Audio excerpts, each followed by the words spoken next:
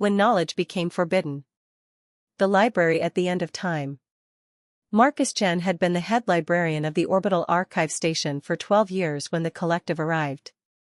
They came in ships that looked like geometric nightmares, all sharp angles and impossible dimensions that hurt to look at directly.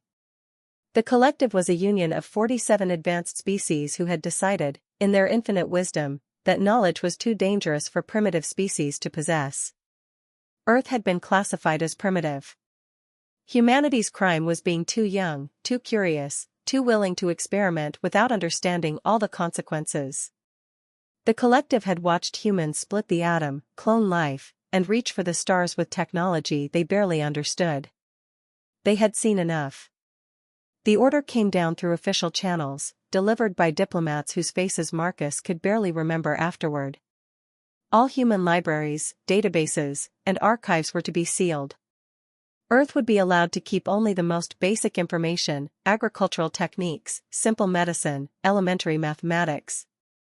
Everything else was deemed too dangerous. Philosophy, advanced sciences, history, literature, art, all of it would be locked away until humanity proved itself worthy. If they ever did. The man who wouldn't let go. Marcus stood in the central chamber of the Orbital Archive, surrounded by data crystals that held the sum total of human knowledge. Millions of books, billions of research papers, trillions of hours of recorded history. Everything humanity had ever learned, created, or dreamed was stored here in crystalline memory that would last for millennia. He was supposed to hand it all over. The collective's enforcers would arrive in 3 days to take possession of the station. They would seal it with technology humans couldn't break, wouldn't even be able to approach without triggering defensive systems that would erase everything. Marcus was 48 years old, balding, with reading glasses he refused to get surgically corrected because he liked the ritual of putting them on before opening a book. He had spent his entire adult life among books and data, preserving human knowledge, cataloging human achievement. He had no combat training, no special skills beyond an encyclopedic memory and a deep, abiding love for the written word. He should have accepted the inevitable. Everyone else had. The government had rolled over, the military had stood down, and the scientists had quietly packed up their labs. Humanity had agreed to become children again, supervised and controlled by species who knew better. Marcus looked around the library one last time and made a decision that would change everything. He wasn't going to let them take it. Not without a fight. The impossible plan. The collective's technology was far beyond human understanding. Their security systems were unbreakable, their ships were invincible, and their knowledge of physics made human science look like finger painting. Fighting them directly was impossible. Even thinking about resisting was considered foolish. But Marcus wasn't planning to fight them with weapons. He was going to fight them with something the collective had forgotten existed: human stubbornness. He spent the first day reviewing every piece of information the archive had on the collective. Their history, their culture, their laws, and their technology. He read for 18 hours straight, his eyes burning, his back aching, fueled by coffee and desperation. What he found gave him hope. The collective had rules. Thousands of them, carefully crafted over millennia to govern interactions between species. They were proud of these rules, saw them as the foundation of civilized society. And like all bureaucracies that had existed for too long, they had created contradictions, loopholes that no one had noticed because no one had ever looked for them. Marcus found 3 that mattered. First, the collective couldn't seize property that was legally owned by an individual citizen if that citizen claimed religious sanctuary. Second, they couldn't interfere with the internal cultural practices of a species unless those practices caused direct harm to other species. Third, they had to honor formal requests for arbitration made under their own legal code. It was ridiculous. It was absurd. It might actually work. The Church of the Written Word. By the second day, Marcus had filed paperwork with every relevant authority, human and alien, declaring the Orbital Archive Station to be a religious sanctuary. He established the Church of the Written Word, a religion with exactly one member, himself. The tenets were simple: knowledge was sacred, learning was worship, and the preservation of information was humanity's highest calling. The collective's response was swift and predictable. They rejected his claim, calling it a transparent attempt to circumvent their authority. They were right, of course, but that didn't matter. Marcus had anticipated their rejection and had already filed for formal arbitration under collective law, Section 47, subsection 12, paragraph 8. The collective was now legally obligated to hear his case. And during the arbitration process, they couldn't seize the archive. Not without violating their own laws. The hearing was scheduled for 2 weeks from the original deadline. Marcus had bought humanity time. Not much, but it was something. The argument that shook the galaxy. The arbitration was held on a collective judicial station, a massive structure that existed in neutral space. The chamber was huge, designed to accommodate species of all sizes and environmental needs. Marcus sat in a section designed for oxygen breathers, feeling very small and very human. The collective's legal representative was a being called a quex, a floating jellyfish-like creature that communicated through color changes and bioluminescence. Translators rendered its arguments in flat, emotionless English. The quex laid out the collective's position with ruthless efficiency. Humanity was dangerous, immature, and self-destructive. They had proven this repeatedly throughout their short history. Restricting their access to knowledge was a mercy, a way to save them from themselves. When it was Marcus's turn to speak, he stood up. His hands were shaking, and his voice was rough from lack of sleep, but his words were clear. "You're right," he said, and the chamber went silent. "Humans are dangerous. We've done terrible things with our knowledge. We've built weapons of mass destruction, destroyed our own environment, and fought wars over resources and ideas. We've made mistakes that should have ended us." The quex pulsed with satisfied colors. It thought Marcus was conceding. "But here's what you don't understand," Marcus continued. "We learned from those mistakes. Not perfectly, not completely, but we learned. Every mistake we made, we documented. We studied our failures, we taught our children about our errors, and we tried to do better. That's what knowledge is for, not just to accumulate facts, but to learn from our history so we don't repeat it." He pulled out a data crystal, holding it up so everyone in the chamber could see. "This contains the complete history of the Second World War. 50 million people died. It's one of the darkest periods in human history. And you want to seal it away because it's too dangerous for us to know about." Marcus's voice grew stronger. "But if we can't study it, how will we prevent it from happening again? If we can't read about the Holocaust, about the atomic bombs, about the mistakes and atrocities, how will we teach our children not to repeat them? You want to protect us by making us ignorant. But ignorance doesn't prevent tragedy, it guarantees it." The question no one asked. The chamber was absolutely silent. Marcus could feel thousands of eyes, and sensory organs he couldn't name, focused on him. He pressed on. "You've been managing the galaxy for thousands of years. You've created a perfect system of laws and regulations. You've eliminated war between your member species. You've achieved peace. But at what cost?" He gestured to the assembled representatives of the collective. "When was the last time any of you created something truly new? When did you last write a piece of music that moved people to tears? When did you last tell a story that changed how someone saw the world? When did you last make a mistake and learn from it?" The quex's colors shifted to confusion. "What relevance does this have?" "Everything," Marcus said quietly. "You've optimized yourselves into stagnation. You're so afraid of making mistakes that you've stopped trying anything new. You've achieved perfect order by eliminating the chaos that makes life worth living. And now you want to do the same thing to us." He held up another data crystal. "This contains humanity's complete works of fiction. Every story we've ever told. You probably think it's useless, made up things that never happened. But these stories are how we explore possibilities, how we imagine better futures, how we understand ourselves and each other. They're not facts, but they're true in ways that matter more than facts." The librarian's gambit. Marcus took a deep breath. This was the moment that would decide everything. I'm not asking you to approve of everything humans have done.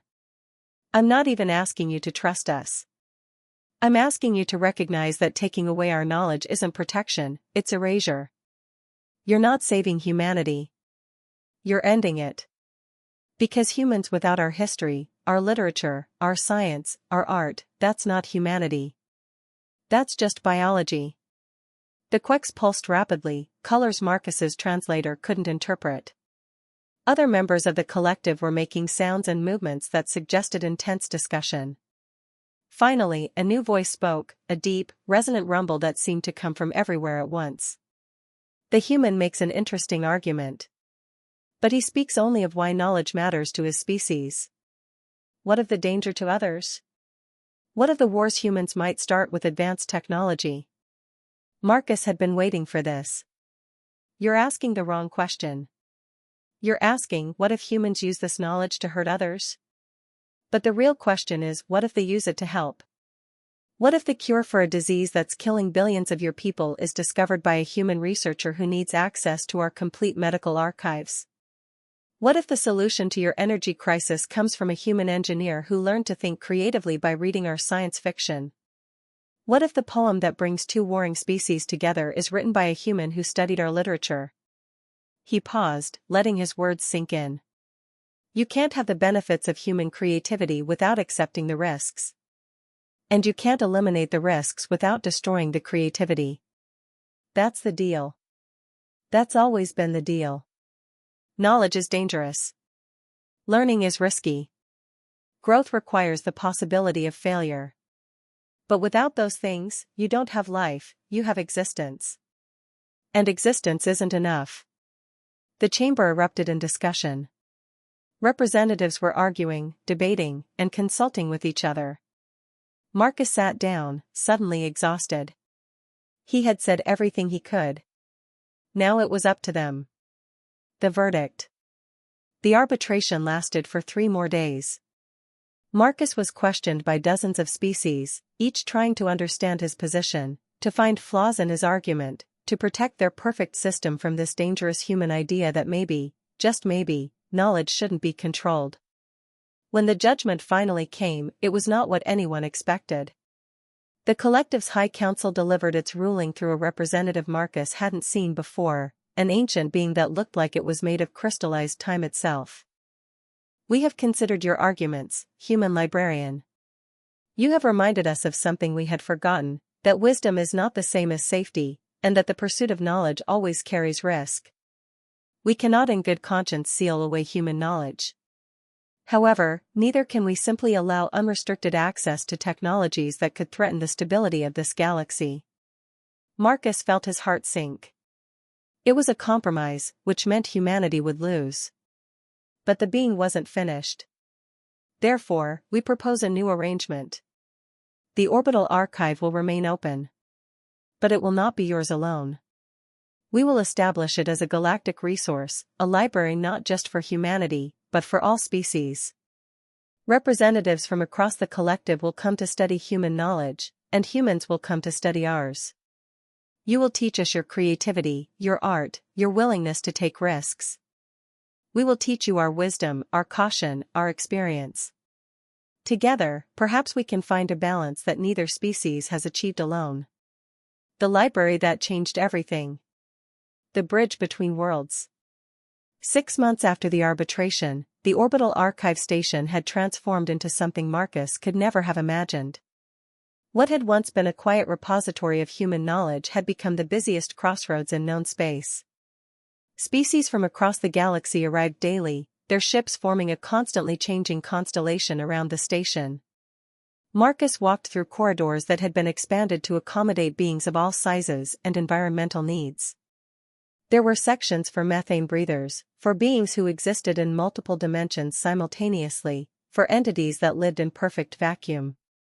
The station hummed with life and conversation, with the sound of learning happening in 1,000 different languages. In the main reading room, a quex floated beside a human teenager, their translator working overtime as they discussed human poetry. In a corner, 3 Mordani scholars were carefully turning the pages of a physical book, an actual paper book from the 21st century, with appendages designed for manipulating matter at the molecular level. Nearby, a group of human scientists were being taught advanced physics by a being that existed partially outside normal spacetime. It was chaos. It was beautiful. It was exactly what Marcus had hoped for. The student who asked too much. Her name was Zara, and she was the first collective citizen to formally request human mentorship. She was young by her species standards, only 200 years old, and she was a Krell, a species known for their cautious nature and methodical approach to problem-solving. The Krell had been part of the collective for 3,000 years and had never produced a single artist, musician, or creative thinker in all that time. Zara wanted to learn how to write fiction.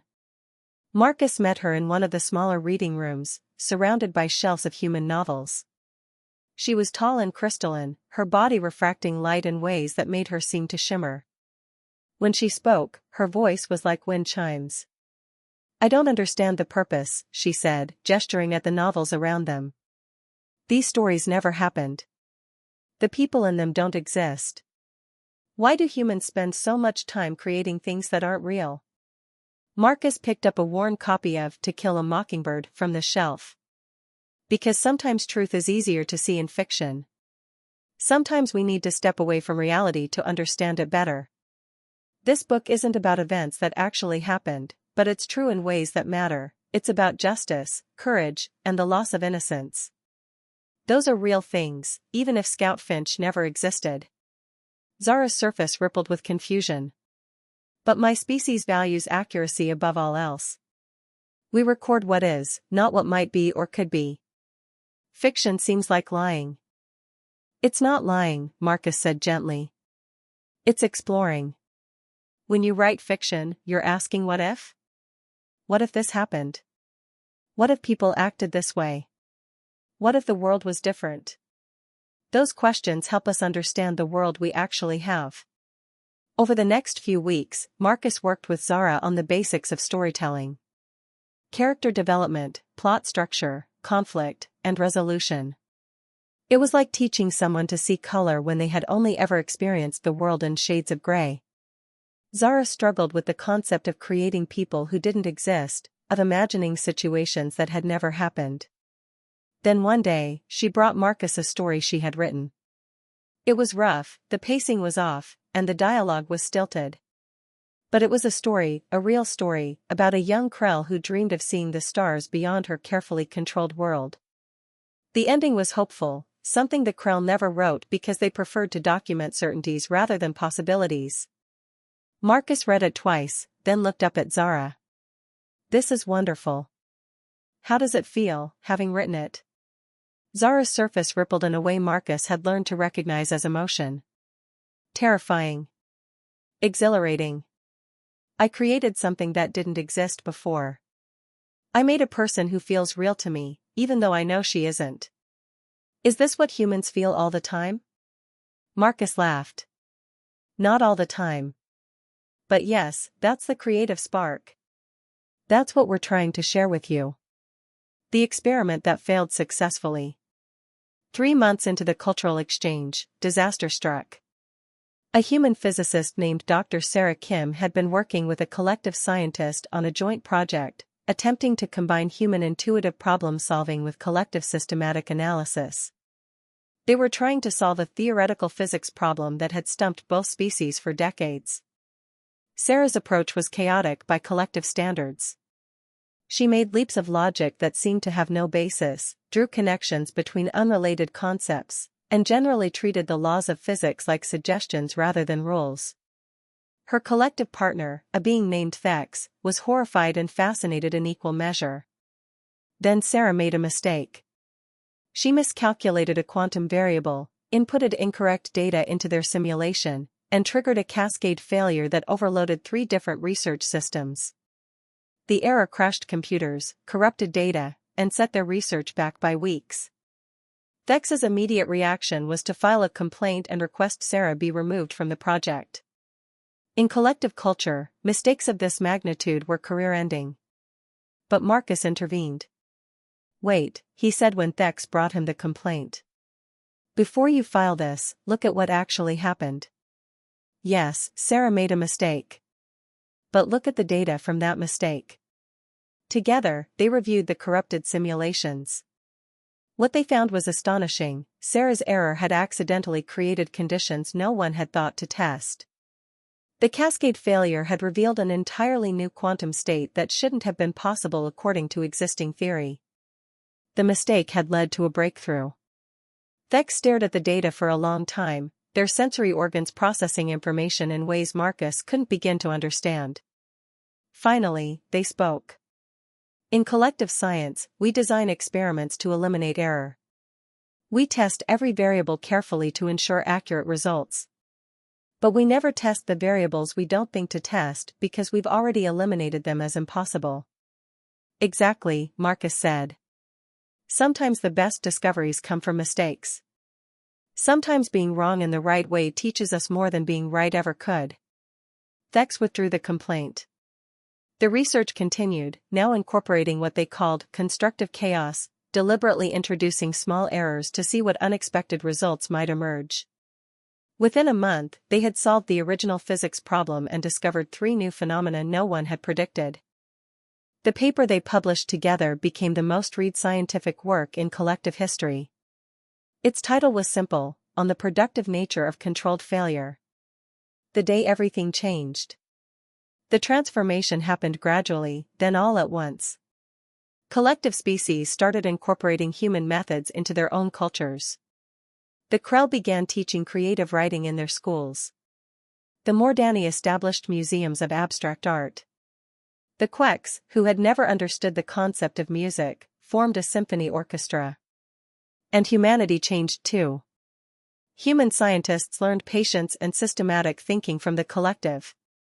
Human diplomats learned the value of careful consideration before action.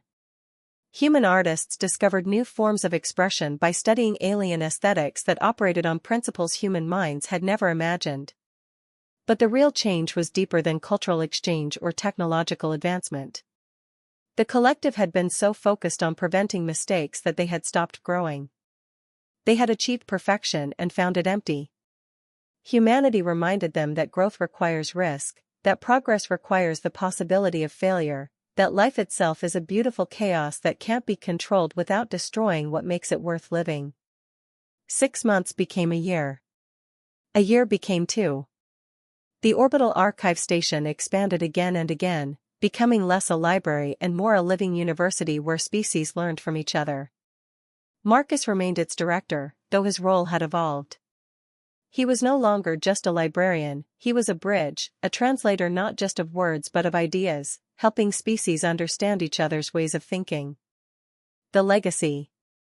5 years after the arbitration, Marcus stood in the main hall of what was now called the Archive of Shared Wisdom. The walls were lined with data crystals containing knowledge from 47 species, all freely accessible to anyone who wanted to learn. The room was full of students, researchers, and curious minds from across the galaxy. A young human approached him, a girl no more than 16. Professor Chen? I'm writing a paper on pre-contact human literature. Can you help me understand something? Why did humans write so many stories about aliens before they ever met any? Marcus smiled.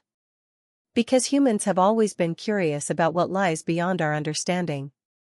We wondered what was out there in the stars, what other forms of life might exist, what we might learn from them. Writing those stories was our way of preparing ourselves for possibilities we couldn't predict. The girl nodded thoughtfully. My Krell study partner says her species never did that. They only wrote about things they knew were real.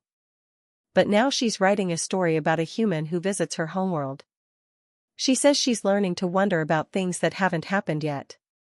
That's exactly it, Marcus said. That's what this is all about. Learning to wonder. After the girl left, Marcus walked through the halls of the archive, past students and scholars, past the unlikely friendships forming between species that had never trusted each other before. He thought about how close humanity had come to losing all of this, how close the collective had come to sealing away human knowledge forever. He had saved the library, but in doing so, he had given the galaxy something more valuable than information. He had given them permission to be imperfect, to make mistakes, to take risks and grow from the consequences. He had reminded an ancient civilization that wisdom without curiosity is just trivia, and that the greatest discoveries often come from the courage to be wrong. The message. That evening, Marcus received a transmission from the Collective High Council. They wanted him to attend a ceremony, the establishment of a new position in collective governance.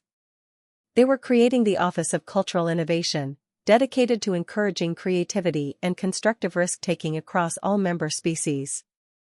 They wanted to offer him the position. Marcus read the message 3 times. It was an honor beyond anything he had imagined. A human, guiding the cultural development of a galactic civilization. It would mean leaving the archive, leaving Earth, spending the rest of his life traveling between worlds and helping species rediscover the parts of themselves they had forgotten. It was exactly the kind of opportunity he had spent his life reading about in books. It was an adventure that would matter, that would change things, that would have meaning. But it would also mean leaving behind the books themselves, the quiet moments of discovery, the simple joy of helping someone find exactly the right story at exactly the right time. It would mean giving up being a librarian. Marcus composed his response carefully, typing on an actual keyboard because he still preferred the tactile sensation of keys under his fingers. His answer was simple: I am honored by your offer, but I must respectfully decline.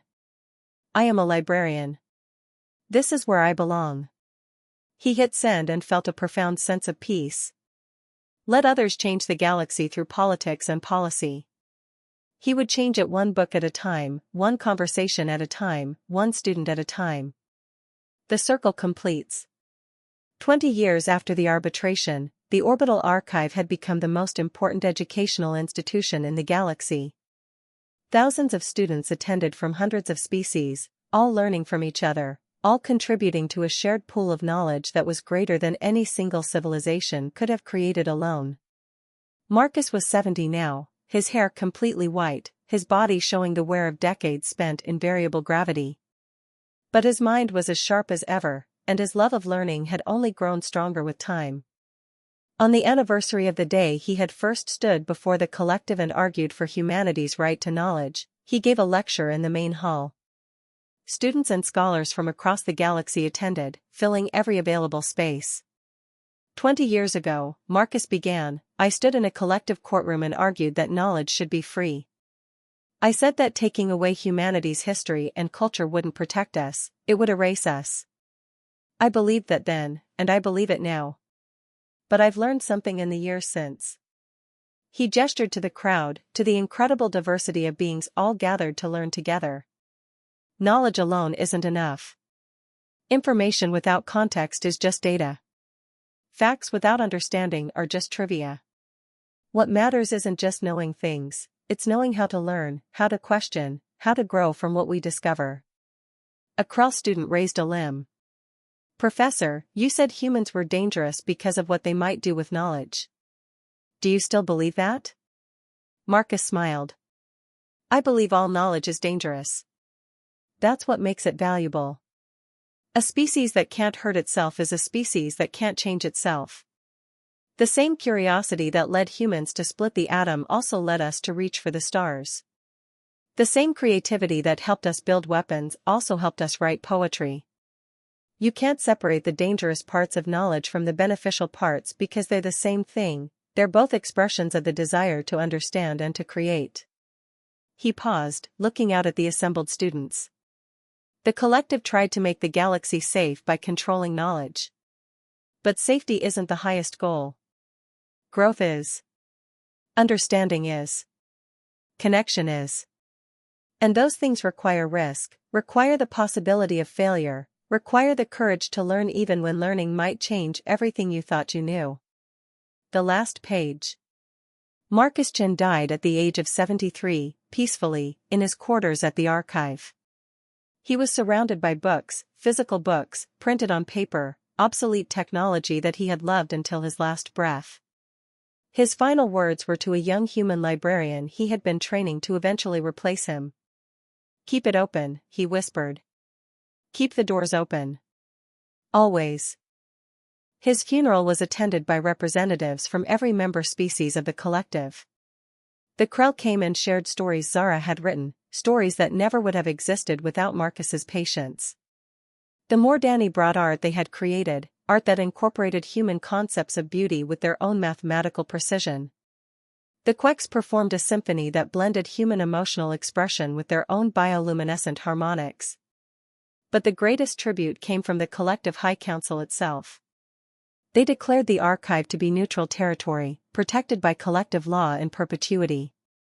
No single species could claim it, no single government could close it, and no single authority could decide what knowledge should or shouldn't be available. Marcus had won his final argument without having to make it. The collective had learned the lesson he had tried to teach them 20 years earlier, that knowledge, like life itself, must be free to grow in unexpected directions. That safety purchased at the cost of possibility is no safety at all. Epilogue: The Library's Promise.